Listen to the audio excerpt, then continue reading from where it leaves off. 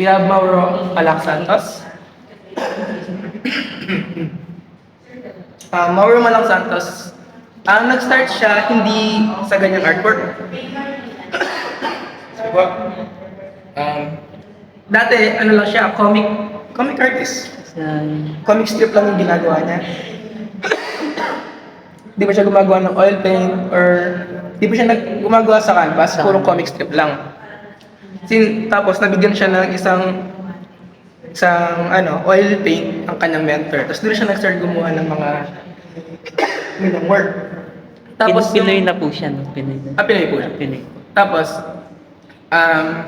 makikita natin sa mga artwork niya is merong traditional woman clothes, tsaka elongated yung neck niya. Elongated yung mga leg ng arts niya. Tsaka puro babae rin yung mga subjects niya. No. So, diba?